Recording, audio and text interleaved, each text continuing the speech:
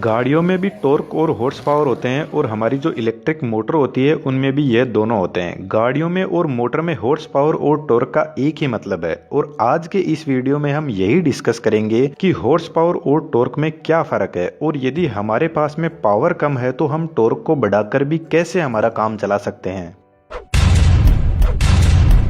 Horse power और torque में एक बहुत ही क्लोज रिलेशन है जिसको हम बहुत ही सिंपल लैंग्वेज में समझते हैं एक आसान एग्जांपल से। मेरे पास में एक नट है और एक बोल्ट है और मुझे इस नट को खोलना है इस रेंच की हेल्प से।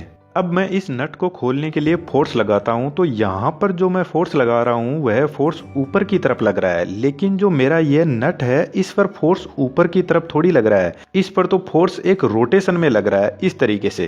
तो यह जो रोटेशन के अंदर फोर्स लग रहा है इसको हम बोलते हैं रोटेशनल फोर्स और इसी रोटेशनल फोर्स को बोलते हैं टॉर्क। अब मान लो कि मैं इस नट को नहीं खोल पाता हूँ क्योंकि मेरे में इतनी पावर नहीं है, तो मैं क्या करता हूँ कि रेंच की साइज को बढ़ा देता हूँ और अब इस पर फोर्स लगाता हूँ। तो मेरे पास में फोर्स तो पहले जितना ही है, लेकिन नट के ऊपर अब ज्यादा रोटेशनल फोर्स लग रहा है, मतलब अब नट के ऊपर ज्यादा टॉर्क लग रहा है। और यह टॉर्क कैसे ज्यादा लग रहा है? मैंने सिर्फ और सिर्फ रेंज की यह जो डिस्टेंस है इसको बढ़ा दिया। तो क्या अपन यह कह सकते हैं कि टॉर्क होता है फोर्स इनटू डिस्टेंस, यानी मैं जितनी ज्यादा डिस्टेंस से यदि फोर्स लगाऊंगा तो यहाँ पर मैंने टॉर्क को बढ़ाने के लिए क्या किया, फोर्स तो मेरे पास में जो पहले था उतना ही है, लेकिन मैंने डिस्टेंस को बढ़ाकर टॉर्क को बढ़ा दिया और नट को आसानी से खोल दिया। तो फिर एक तरीके से तो हम ऐसा कह सकते हैं कि हम टॉर्क को मैनिपुलेट कर सकते हैं, यानी हमारे पास में ज्यादा पावर नहीं है तो हम टॉर्क को बढ़ाकर हमारा काम चला सकते हैं। और गाड़ियों में यही होता है, गियर बॉक्स की हेल्प से हम गाड़ियों के टायर पर जो रोटेशनल फोर्स लग रहा है उसको हम बढ़ा देते हैं, जिसको हम टॉर्क कहते हैं। लेकिन अब बात आती है हॉर्स पावर की। एक बार इस हॉर्स को छोड़ो, हम पावर को ही समझ लेते हैं। अब पावर की डेफिनेशन क्या होती है? हमारी हिंदी मीडियम स्कूल में हमको सिखाया था कि बेटा कार्य करने की दर को हम शक्ति यानी पावर कहते हैं, यानी जिस रेट से हम किसी वर्क को कर रहे हैं उसको हम पावर कहते हैं। जैसे मैं इस खिलौने वाली गाड़ी को यदि धीरे धीरे आगे चला रहा हूं तो मेरे को कम पावर लगानी पड़ रही है, लेकिन जैसे यदि मैं इसको फास्ट आगे बढ़ा रहा हूं तो यहाँ पर मेरी पावर ज्यादा लग रही है। असल में दोनों ही केस में मैं एक ही काम कर रहा हूँ, इस गाड़ी को यहाँ से यहाँ पर लेकर जा रहा हूँ, लेकिन एक केस में इस गाड़ी को स्लो लेकर जा रहा हूँ। दैट मीन्स इस केस में मेरी जो वर्क करने की रेट है वह स्लो है, तो मुझे कम पावर लगानी पड़ रही है। और वहीं पर दूसरे केस में मैं इसको फास्ट मूव करवा रहा हूं, यानी इस केस में जो मेरी जो वर्क करने की रेट है वह फास्ट है, तो मुझे ज्यादा पावर लगानी पड़ रही है और इसी रेट ऑफ वर्क को तो हम पावर बोलते हैं। तो हम कह सकते हैं कि पावर का सीधा सीधा रिलेशन स्पीड से होता है। जितनी ज्यादा पावर होगी उतनी ही स्पीड से मैं किसी काम को कर सकता हूं, और मैं नहीं आप भी कर सकते हो। तो अब लगे हाथ गाड़ियों की भी बात कर लेते हैं। गाड़ियों के इंजन में पिस्टन होता है जो नीचे की तरफ क्रैंक शाफ्ट से जुड़ा रहता है और इसको रोटेट करवाता है, मतलब यह पिस्टन क्रैंक शाफ्ट पर रोटेशनल फोर्स यानी टॉर्क लगा रहा है।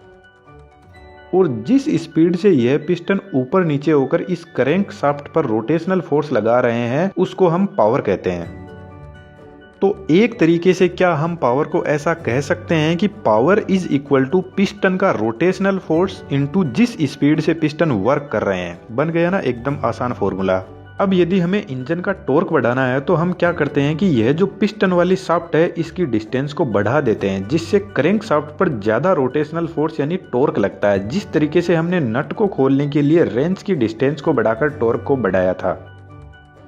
इसके अलावा गाड़ी में गियर बॉक्स की हेल्प से भी हम टायर पर लगने वाले टॉर्क को बढ़ा सकते हैं। अब इस पिस्टन के पास में कहां से फोर्स आता है और गाड़ी का इंजन कैसे काम करता है, इसके लिए आप इस वाले वीडियो को देख सकते हो। अब एक और एग्जांपल लेते हैं जिससे आपको जो स्पोर्ट्स कार होती है और जो हमारी नॉर्मल कार होती है उसमें जो पावर और टॉर्क का फर्क है वह बहुत ही अच्छे से क्लियर हो जाएगा। स्पोर्ट्स कार के टायर एक ही जगह पर ड्रिफ्ट कर जाते हैं, लेकिन हमारी नॉर्मल गाड़ियों में ड्रिफ्टिंग बहुत ही मुश्किल से होती है। हमारे पास में दो गाड़ियां हैं, एक कार की पावर है 200 हॉर्स पावर और इसका टॉर्क है 100 न्यूटन मीटर। दूसरी कार की पावर है 100 हॉर्स पावर और इसका टॉर्क है 200 newton metre. Newton metre torque की यूनिट होती है। और मान लेते हैं इन दोनों गाड़ियों में सब कुछ सेम है, तो आपके हिसाब से कौन सी गाड़ी ज्यादा पावरफुल होगी? जिस गाड़ी की पावर 200 हॉर्स पावर है वही ज्यादा पावरफुल होगी, क्योंकि इसमें जो रेट ऑफ वर्क है पिस्टन्स की वह बहुत ज्यादा फास्ट है। और यही होता है स्पोर्ट्स कार में। स्पोर्ट्स कार का इंजन बहुत ही पावरफुल होता है, जितना ज्यादा पावरफुल होगा उतनी ही उसकी स्पीड ज्यादा होगी।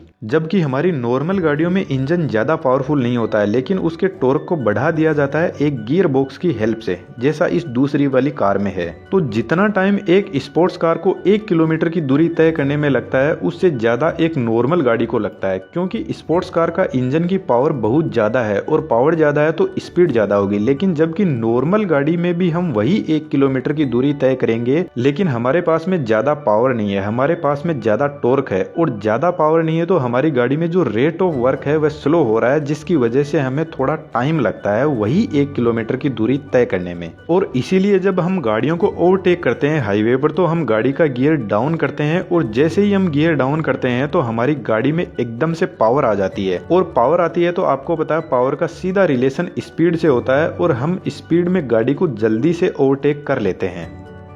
हॉर्स पावर एक पावर की ही यूनिट होती है, और एक हॉर्स पावर में 745.7 वाट होते हैं। एक यूनिट से भी कम। और एक यूनिट में कितने वाट होते हैं आप कमेंट्स में लिखकर बताओ। और अब इस पूरी कहानी को मैं एक छोटे से फॉर्मूले में रख देता हूँ। बस आपको इतना ध्यान में रखना है कि power is equal to torque into omega होता है। यहाँ पर ओमेगा स्पीड ही होती है। अब इसी फॉर्मूले से टॉर्क हो जाएगा पावर अपॉन ओमेगा। तो बस इतना ध्यान रखो कि यदि हम पावर को बढ़ाते हैं तो स्पीड बढ़ेगी और टॉर्क कम हो जाएगा। और यही हॉर्स पावर, टॉर्क और स्पीड का ग्राफ हमें बता रहा है कि जब पावर सबसे ज्यादा है तो इंजन के आरपीएम भी सबसे ज्यादा होंगे, लेकिन टॉर्क कम हो जाएगा।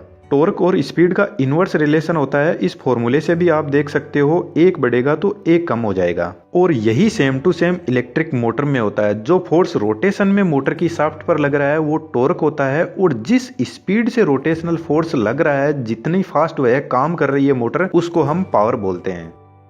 अब यही दोनों फॉर्मूले मोटर और गाड़ियों में काम करते हैं, लेकिन मोटर का कंसेप्ट कुछ थोड़ा और टाइप का होता है। मोटरों में वाइंडिंग होती है और वाइंडिंग में टर्न्स होते हैं, तो टर्न्स के हिसाब से हम मोटर की टॉर्क और स्पीड को कम ज्यादा कर सकते हैं। क्योंकि आपको पता है कुछ मोटरें ऐसी होती है जिनकी स्पीड बहुत कम होती है लेकिन बहुत ही ज्यादा पावरफुल होती है। तो मेरे ख्याल से आपको टॉर्क और स्पीड की कहानी अच्छे से समझ में आई होगी। वैसे ज्यादा मुश्किल नहीं है, नहीं समझ आया तो फिर से वीडियो देख लेना, और फिर भी समझ में नहीं आया तो कमेंट बॉक्स में पूछ सकते हो। लेकिन यदि आपका कोई क्वेश्चन है तो आप मुझे इंस्टा और एफबी पर मैसेज किया करो। फॉलो करने की कोई जरूरत नहीं है, क्योंकि कमेंट बॉक्स में मैं आपको एक बार तो रिप्लाई कर देता हूँ, लेकिन यदि आप वापस रिप्लाई करते हो तो वह कमेंट मुझे नहीं मिलता है। तो यदि वीडियो अच्छा लगा तो वीडियो को लाइक कीजिए, चैनल को सब्सक्राइब कीजिए। Thank you.